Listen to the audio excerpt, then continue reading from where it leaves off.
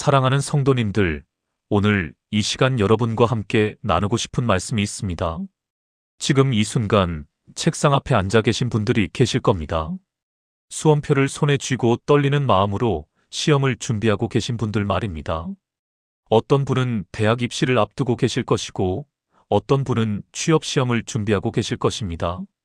또 어떤 분은 자격증 시험을, 또 어떤 분은 공무원 시험을 준비하고 계실 수도 있습니다. 그런데 말입니다, 사랑하는 성도님들. 시험이 가까워질수록 이상하게도 마음이 더 흔들리는 것을 느끼신 적 있으십니까? 분명히 열심히 준비했는데 막상 시험이 코앞에 다가오면 갑자기 불안해지는 그 경험 말입니다. 어제까지 외웠던 내용들이 갑자기 기억나지 않을 것만 같고, 다른 사람들은 나보다 더 잘 준비한 것만 같고, 만약 이번에 떨어지면 어떡하나 하는 두려움이 밀려오는 것입니다. 밤에 잠을 자려고 누우면 온갖 걱정들이 머릿속을 가득 채웁니다. 내가 정말 합격할 수 있을까? 내 실력이 정말 충분할까? 시험장에서 긴장해서 실수하면 어떡하지? 이런 생각들이 끝없이 이어지면서 잠을 이루지 못하는 밤들이 계속됩니다. 그리고 아침이 되면 피곤한 몸으로 다시 책상 앞에 앉지만 집중이 되지 않습니다. 글자는 눈에 들어오는데 머리에는 들어오지 않는 것입니다. 그렇게 시간만 흘러가고 조급한 마음은 더욱 커져만 갑니다. 주변에서는 긍정적으로 생각하라고, 자신감을 가지라고 말합니다. 하지만 그게 그렇게 쉬운 일입니까? 마음 먹는다고 불안이 사라지는 것도 아니고, 다짐한다고 두려움이 없어지는 것도 아닙니다. 어떤 분들은 이렇게 생각하실 수도 있습니다. 하나님께 기도는 하고 있는데 왜 이렇게 마음이 평안해지지 않을까? 나는 하나님을 믿는 사람인데 왜 이렇게 흔들리고 있을까? 믿음이 부족한 걸까? 이런 자책감까지 더해지면서 마음은 더욱 복잡해집니다. 사랑하는 믿음의 가족들이여, 오늘 이 시간 제가 여러분께 분명하게 말씀드리고 싶습니다. 여러분이 느끼는 그 불안과 두려움은 잘못된 것이 아닙니다. 그것은 지극히 인간적인 감정이며, 중요한 순간을 앞둔 사람이라면 누구나 느낄 수 있는 것입니다. 문제는 그 감정에 압도당하느냐 아니면 그것을 지혜롭게 다루느냐입니다. 그리고 성경은 바로 이 시험의 시간, 흔들리는 마음을 어떻게 잡아야 하는지에 대해 명확한 답을 주고 있습니다. 오늘 이 시간 저는 여러분과 함께 4가지 성경적 원리를 나누고자 합니다. 이것은 단순한 위로의 말이 아닙니다. 이것은 실제로 시험의 순간에 여러분의 마음을 붙들어 줄 수 있는 하나님께서 주신 영적인 능력입니다. 이 4가지 원리를 통해 여러분은 흔들리는 마음을 잡고 평안 가운데 시험을 준비하고 최선의 결과를 얻을 수 있을 것입니다. 그렇다면 첫 번째로 우리가 반드시 기억해야 할 것이 무엇입니까? 첫 번째로 여러분의 가치는 시험 결과에 달려있지 않다는 진리입니다. 사랑하는 성도님들, 이것을 깊이 새기시기 바랍니다. 우리는 살면서 언제부터인가 성적과 성과로 평가받는 것에 너무나 익숙해져 버렸습니다. 어릴 때부터 시험 점수로 칭찬을 받거나 꾸중을 들었고, 좋은 학교에 가는 것이 성공의 기준이 되었습니다. 취업 시험에 합격하면 유능한 사람이고, 떨어지면 무능한 사람처럼 느껴지는 것입니다. 그래서 시험을 앞두고 우리는 이렇게 생각합니다. 이번 시험에 떨어지면 나는 실패자야. 합격하지 못하면 나는 가치 없는 사람이야. 이렇게 되면 나를 믿어준 부모님께도 나 자신에게도 부끄러운 사람이 돼. 하지만 사랑하는 믿음의 가족들이여, 성경은 무엇이라고 말씀하십니까? 창세기 1장 27절 말씀을 함께 생각해 보십시오. 하나님이 자기 형상 곧 하나님의 형상대로 사람을 창조하시되 남자와 여자를 창조하시고, 이 말씀이 무엇을 의미합니까? 여러분은 하나님의 형상대로 지음받은 존재라는 것입니다. 이것이 여러분의 정체성입니다. 여러분의 가치는 시험 점수에서 나오는 것이 아닙니다. 합격증에서 나오는 것이 아닙니다. 다른 사람들의 평가에서 나오는 것이 아닙니다. 여러분의 가치는 하나님께서 여러분을 창조하신 그 순간부터 이미 확정되어 있는 것입니다.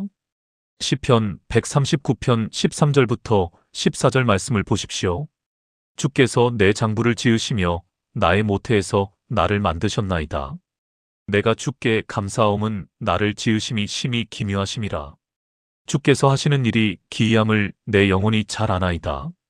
여러분은 하나님께서 지으신 작품입니다. 그것도 아무렇게나 만드신 것이 아니라 심히 기묘하게 만드신 작품입니다.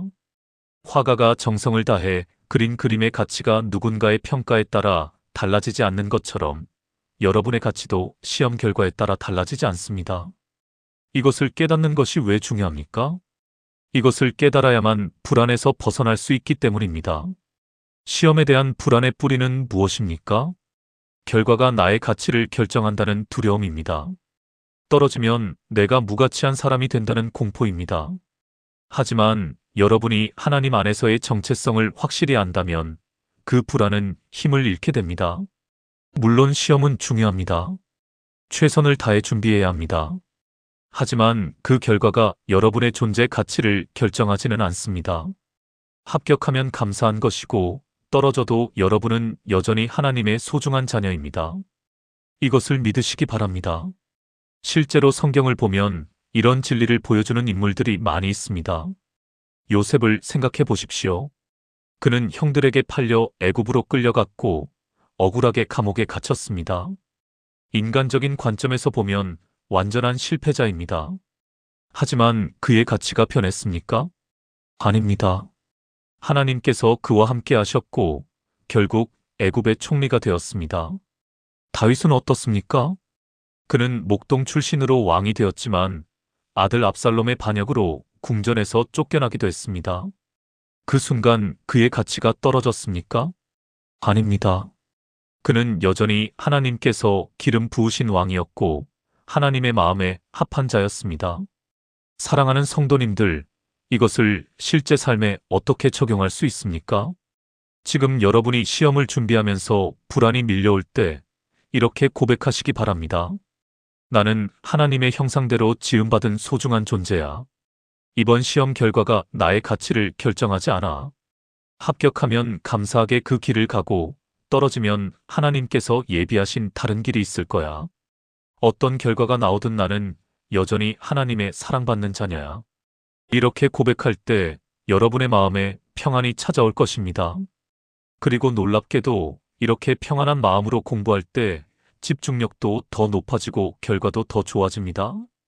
불안과 두려움은 우리의 능력을 방해하지만 평안과 확신은 우리의 잠재력을 끌어내기 때문입니다. 그렇다면 두 번째로 우리가 알아야 할 것은 무엇입니까? 두 번째로 하나님께서는 여러분이 감당할 수 없는 시험을 허락하지 않으신다는 약속입니다. 사랑하는 믿음의 가족들이여, 지금 여러분 앞에 놓인 시험이 너무 벅차게 느껴지십니까? 준비해야 할 내용이 산더미 같고 경쟁은 치열하고 시간은 부족하게 느껴지십니까? 이럴 때 우리는 이렇게 생각합니다. 이건 너무 어려워. 나는 도저히 할 수 없어. 다른 사람들은 다 잘하는 것 같은데 나만 뒤처지는 것 같아. 이 시험은 내 능력을 넘어서는 것 같아. 하지만 성경은 무엇이라고 말씀하십니까? 고린도전서 10장 13절을 함께 묵상해 보십시오.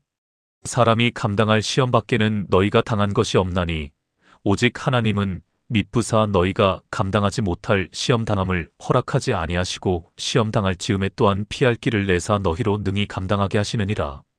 이 말씀을 천천히 곱씹어 보십시오. 하나님은 미쁘십니다. 신실하십니다. 약속을 지키시는 분이십니다.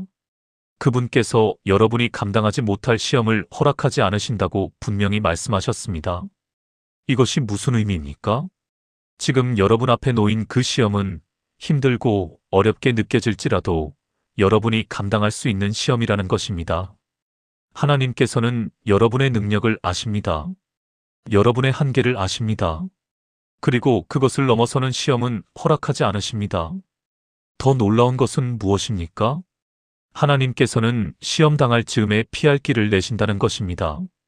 이것은 단순히 시험을 피하게 해주신다는 의미가 아닙니다. 시험을 통과할 수 있는 방법을 주신다는 의미입니다. 능히 감당하게 하신다는 것입니다. 역사를 통해 이것을 보여주신 인물이 있습니다. 바로 다니엘입니다. 다니엘서 1장을 보면 다니엘과 그의 친구들은 바벨론의 포로로 끌려갔습니다. 그들은 왕궁의 음식을 먹어야 하는 상황에 처했습니다. 하지만 그것은 하나님의 율법에 어긋나는 것이었습니다. 인간적으로 생각하면 불가능한 상황입니다. 왕의 명령을 거역하면 죽을 수도 있었기 때문입니다. 하지만 다니엘은 뜻을 정했습니다. 하나님의 법을 지키기로 결심했습니다. 그리고 어떻게 되었습니까? 다니엘서 1장 9절을 보십시오. 하나님이 환관장으로 하여금 다니엘을 긍휼히 여기도록 하신지라. 하나님께서 길을 여셨습니다. 다니엘은 채소와 물만 먹고도 10일 후에 다른 소년들보다 더 건강하고 지혜로웠습니다. 감당할 수 없을 것 같던 시험이었지만 하나님께서 피할 길을 내신 것입니다. 또 다른 예를 보십시오. 다윗이 골리앗을 대면했을 때를 기억하십니까? 사무엘상 17장을 보면 골리앗은 키가 6규빗 한 뼘, 즉 약 3미터에 달하는 거인이었습니다. 그의 갑옷은 철로 만들어져 있었고 창은 배틀채 같았습니다. 반면에 다윗은 어린 목동이었습니다. 전투 경험도 없었고 제대로 된 무기도 없었습니다. 누가 봐도 감당할 수 없는 상황이었습니다. 하지만 다윗은 무엇이라고 말했습니까? 사무엘상 17장 45절에서 다윗은 이렇게 선포합니다. 너는 칼과 창과 단창으로 내게 나아오거니와 나는 만군의 여호와의 이름 곧 내가 모욕하는 이스라엘 군대의 하나님의 이름으로 내게 나아가노라. 다윗은 자신의 능력을 믿은 것이 아니라 하나님을 신뢰했습니다. 그리고 결과는 어떻게 되었습니까? 다윗은 물매 하나로 골리앗을 쓰러뜨렸습니다. 불가능해 보이던 시험이었지만 하나님께서 함께 하시니 능히 감당할 수 있었던 것입니다. 사랑하는 성도님들, 이것을 어떻게 여러분의 현실에 적용할 수 있습니까? 지금 여러분 앞에 놓인 시험이 너무 어렵게 느껴질 때 이것을 기억하시기 바랍니다. 하나님께서는 여러분이 감당할 수 없는 시험을 허락하지 않으셨습니다. 지금 이 순간도 하나님께서는 여러분을 위해 길을 예비하고 계십니다. 실제적으로 이렇게 해보십시오. 매일 아침 공부를 시작하기 전에 짧게라도 하나님께 기도하십시오. 하나님, 오늘 제가 공부할 이 내용들을 이해할 수 있도록 도와주세요. 제가 감당할 수 있게 하시는 하나님을 믿습니다. 막막할 때마다 길을 열어주시는 주님을 신뢰합니다. 이렇게 기도하고 공부를 시작하면 신기하게도 마음이 차분해지고 집중이 더 잘 됩니다. 어려운 문제를 만났을 때도 좌절하지 마십시오. 이것도 내가 감당할 수 있는 문제야. 하나님께서 방법을 알려주실 거야. 이렇게 믿고 다시 도전하십시오. 실제로 많은 학생들이 이런 경험을 합니다. 아무리 풀어도 안 풀리던 문제가 기도하고 나서 다시 보니까 갑자기 이해가 되는 것입니다. 이것이 우연입니까? 아닙니다. 하나님께서 피할 길을 내시는 것입니다. 이해할 수 있는 지혜를 주시는 것입니다. 그렇다면 세 번째로 우리가 붙들어야 할 진리는 무엇입니까? 세 번째로 염려를 내려놓고 하나님께 맡기는 것입니다. 사랑하는 믿음의 가족들이여, 시험을 준비하는 과정에서 가장 큰 적이 무엇인지 아십니까? 바로 염려입니다. 걱정입니다. 불안입니다. 우리는 시험을 앞두고 수많은 것들을 걱정합니다. 시험 당일 날씨는 어떨까? 시험장에 가는 길이 막히면 어떡하지? 시험 문제가 너무 어려우면 어떡하지? 아는 문제가 안 나오면 어떡하지? 긴장해서 실수하면 어떡하지? 이런 염려들이 끊임없이 우리를 괴롭힙니다. 그리고 이 염려는 우리의 에너지를 소모시키고 집중력을 흐트러뜨리고 심지어 건강까지 해칩니다.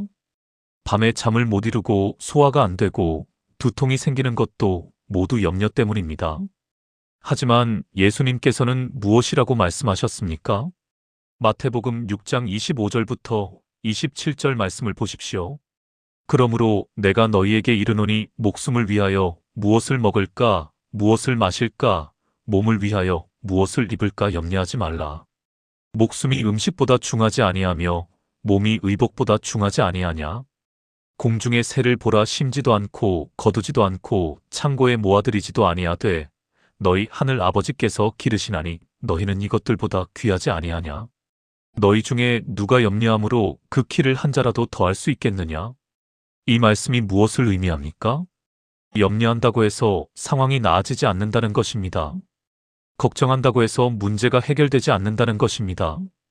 오히려 염려는 우리를 더 약하게 만들 뿐입니다. 예수님께서는 공중의 새를 보라고 하셨습니다. 새들은 내일 먹을 것을 걱정하지 않습니다. 그런데도 하나님께서 먹이십니다. 하물며 하나님의 형상대로 지음받은 여러분을 하나님께서 돌보지 않으시겠습니까? 빌립보서 4장 6절부터 7절도 보십시오. 아무것도 염려하지 말고 다만 모든 일에 기도와 간구로 너희 구할 것을 감사함으로 하나님께 아뢰라. 그리하면 모든 지각에 뛰어난 하나님의 평강이 그리스도 예수 안에서 너희 마음과 생각을 지키시리라. 여기서 주목할 말씀이 있습니다. 아무것도 염려하지 말라는 것입니다. 이것은 무책임하게 아무 준비도 하지 말라는 뜻이 아닙니다. 최선을 다해 준비하되 결과에 대한 염려는 내려놓으라는 것입니다. 그리고 기도와 간구로 하나님께 아뢰라고 하셨습니다. 그러면 무슨 일이 일어납니까? 모든 지각에 뛰어난 하나님의 평강이 여러분의 마음과 생각을 지킨다는 것입니다. 이해할 수 없는 평안, 설명할 수 없는 평강이 여러분을 감싸는 것입니다. 성경에는 이것을 실천한 사람들이 있습니다. 사도 바울을 생각해 보십시오. 그는 감옥에 갇혀 있었습니다. 인간적으로 보면 염려할 것이 한두 가지가 아니었습니다. 언제 풀려날지 모르고 죽을 수도 있는 상황이었습니다. 하지만 감옥에서 바울이 한 일이 무엇입니까? 빌립보서와 에베소서, 골로새서, 빌레몬서를 기록했습니다. 그것도 기쁨과 감사가 넘치는 내용으로 말입니다. 빌립보서 4장 4절에서 바울은 이렇게 말합니다. 주 안에서 항상 기뻐하라. 내가 다시 말하노니 기뻐하라. 감옥에 갇힌 사람이 어떻게 이렇게 말할 수 있습니까? 염려를 내려놓고 하나님께 맡겼기 때문입니다. 베드로도 마찬가지입니다. 베드로전서 5장 7절에서 그는 이렇게 권면합니다. 너희 염려를 다 주께 맡기라. 이는 그가 너희를 돌보심이라. 베드로는 예수님을 3번 부인했던 쓰라린 기억이 있었습니다. 엄청난 실패의 경험이 있었습니다. 하지만 그는 염려를 주께 맡기는 법을 배웠고 결국 초대교회의 위대한 지도자가 되었습니다. 사랑하는 성도님들, 이것을 실제로 어떻게 적용할 수 있습니까? 지금부터라도 염려를 내려놓는 연습을 하시기 바랍니다. 매일 저녁 잠자리에 들기 전에 이렇게 기도하십시오. 하나님, 아버지, 오늘 하루 최선을 다해 공부했습니다. 내일도 최선을 다하겠습니다. 하지만 결과는 하나님께 맡깁니다. 제가 할 수 있는 일은 최선을 다하는 것이고 하나님께서 하실 일은 길을 예비하시는 것임을 믿습니다.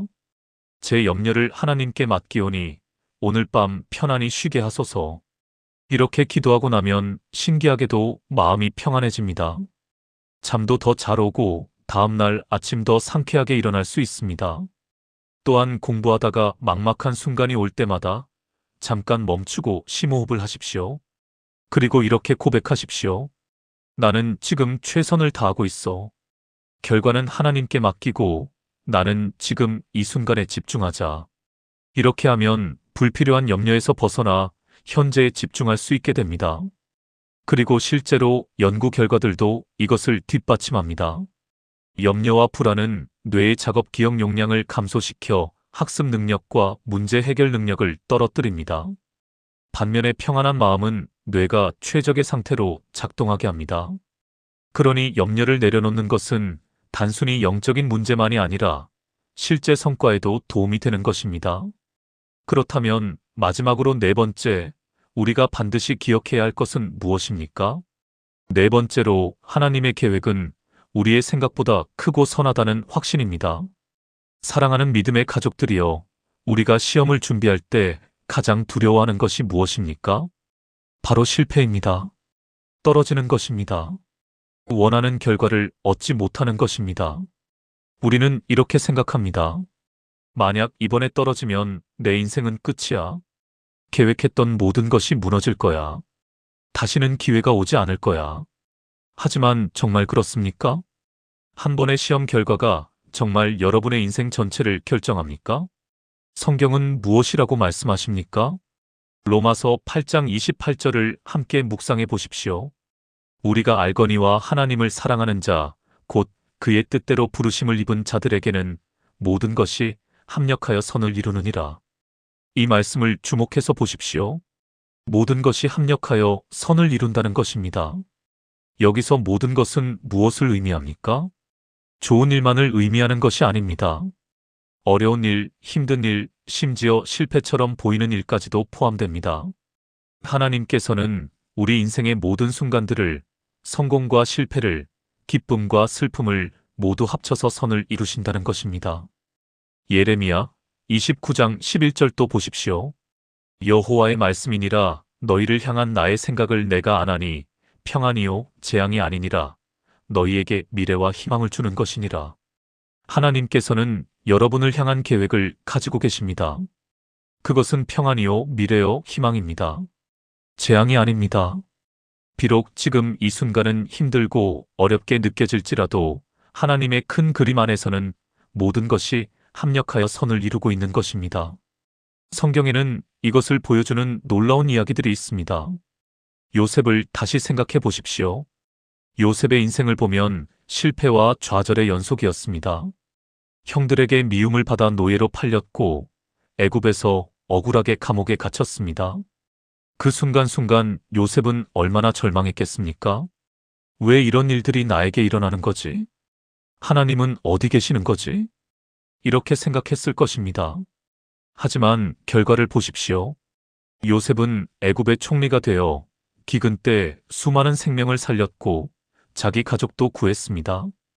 창세기 50장 20절에서 요셉은 자기를 팔았던 형들에게 이렇게 말합니다. 당신들은 나를 해하려 하였으나 하나님은 그것을 선으로 바꾸사 오늘과 같이 많은 백성의 생명을 구원하게 하시려 하셨나니. 요셉은 깨달았습니다. 실패처럼 보였던 모든 순간들이 사실은 하나님의 위대한 계획의 일부였다는 것을 말입니다. 모세는 어떻습니까? 모세는 애굽 왕궁에서 자랐지만 살인자가 되어 도망쳐야 했습니다. 40년 동안 광야에서 양을 치며 살았습니다. 인간적으로 보면 완전한 실패자입니다. 하지만 하나님께서는 그 광야의 경험을 통해 모세를 준비시키셨습니다. 그리고 80세의 모세를 부르셔서 이스라엘 백성을 애굽에서 구출하는 위대한 지도자로 사용하셨습니다. 다윗도 마찬가지입니다. 사무엘에게 기름 부음을 받았지만 그 후 오랜 시간 동안 사울 왕에게 쫓겨다녔습니다. 동굴에 숨어 지내고 블레셋 땅으로 도망가기도 했습니다. 왜 하나님께서 왕으로 기름 부으셨는데 이런 고통을 당해야 하는지 이해할 수 없었을 것입니다. 하지만 그 도피 생활의 경험이 다윗을 겸손하게 만들었고 하나님만 의지하는 사람으로 만들었습니다. 그리고 결국 다윗은 이스라엘의 가장 위대한 왕이 되었습니다. 신약으로 넘어가면 사도 바울을 볼 수 있습니다. 바울은 복음을 전하려고 여러 지역을 가려고 했지만 성령께서 막으셨습니다.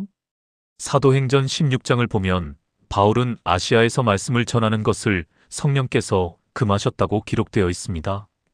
그때 바울은 이해할 수 없었을 것입니다. 왜 복음을 전하려는데 막으시는 걸까? 하지만 그 결과 바울은 마게도냐로 가게 되었고 복음이 유럽으로 전파되는 역사적인 순간이 이루어졌습니다. 만약 바울이 처음 계획대로 갔다면 세계 선교의 역사는 완전히 달라졌을 것입니다. 사랑하는 성도님들, 이 이야기들이 우리에게 무엇을 말해줍니까? 우리의 계획이 좌절되는 것처럼 보일 때도 하나님께서는 더 크고 선한 계획을 가지고 계신다는 것입니다. 우리가 실패라고 생각하는 순간에도 하나님께서는 우리를 더 좋은 곳으로 인도하고 계신다는 것입니다. 잠언 3장 5절부터 6절은 이렇게 말씀합니다. 너는 마음을 다하여 여호와를 신뢰하고 내 명철을 의지하지 말라. 너는 범사에 그를 인정하라. 그리하면 내 길을 지도하시리라. 우리의 명철, 즉 우리의 이해와 계획만을 의지하지 말라는 것입니다. 하나님을 신뢰하라는 것입니다. 그러면 하나님께서 우리의 길을 지도하신다는 것입니다. 이것을 실제로 어떻게 적용할 수 있습니까? 지금 시험을 준비하면서 이렇게 고백하시기 바랍니다. 하나님, 저는 이 시험에 최선을 다하겠습니다. 합격하기를 원합니다. 하지만 결과가 어떻게 나오든 하나님의 계획이 제 계획보다 더 크고 선하다는 것을 믿습니다. 만약 떨어진다면 그것조차도 하나님께서 허락하신 것이며 더 좋은 길로 인도하시기 위함임을 믿습니다. 이렇게 고백할 때 여러분의 마음에 자유가 찾아옵니다. 결과에 대한 두려움에서 벗어나 현재에 집중할 수 있게 됩니다. 실제로 많은 사람들이 이런 경험을 합니다. 원하던 대학에 떨어졌는데 나중에 보니 그게 더 좋은 선택이었다는 것을 깨닫습니다. 원하던 직장에 떨어졌는데 그 덕분에 더 적성에 맞는 다른 길을 발견하게 됩니다. 한 번의 실패가 더 큰 성공으로 가는 디딤돌이 되는 것입니다. 그러니 지금 이 순간 두려워하지 마십시오. 최선을 다하되 결과는 하나님께 맡기십시오. 여러분의 계획이 이루어지면 감사한 것이고 다른 결과가 나와도 그것이 하나님의 더 좋은 계획임을 믿으십시오. 사랑하는 성도님들, 오늘 우리가 함께 나눈 4가지 말씀을 기억하시기 바랍니다. 첫째, 여러분의 가치는 시험 결과에 달려있지 않습니다. 여러분은 하나님의 형상대로 지음받은 소중한 존재입니다. 둘째, 하나님께서는 여러분이 감당할 수 없는 시험을 허락하지 않으시고 항상 피할 길을 내어주십니다. 셋째, 염려를 내려놓고 하나님께 맡기십시오. 그러면 모든 지각에 뛰어난 하나님의 평강이 여러분의 마음과 생각을 지킬 것입니다. 넷째, 하나님의 계획은 우리의 생각보다 크고 선합니다. 어떤 결과가 나오든 하나님께서는 모든 것을 합력하여 선을 이루십니다. 이 4가지 진리를 마음에 새기고 평안 가운데 시험을 준비하시기 바랍니다. 여러분이 최선을 다할 때 하나님께서는 최선의 결과를 주실 것입니다. 그리고 그 결과가 무엇이든 그것은 여러분을 위한 하나님의 선하신 계획임을 믿으시기 바랍니다. 오늘 말씀이 여러분에게 힘이 되었다면 좋아요 버튼을 눌러주시고 댓글로 여러분의 상황을 나눠주시기 바랍니다. 함께 기도하며 응원하겠습니다. 그리고 채널 구독도 꼭 부탁드립니다. 앞으로도 여러분의 믿음에 도움이 되는 말씀들을 계속 나누겠습니다. 사랑하는 믿음의 가족들이여, 하나님께서 여러분과 함께 하십니다. 여러분의 시험 준비 과정에도, 시험 당일에도, 결과를 기다리는 순간에도 하나님께서 함께 하실 것입니다. 두려워하지 마십시오. 하나님을 신뢰하십시오. 그리고 평안 가운데 여러분의 길을 걸어가시기 바랍니다. 주님의 이름으로 축복합니다. 하나님의 은혜와 평강이 여러분과 함께 하시기를 기도합니다. 아멘.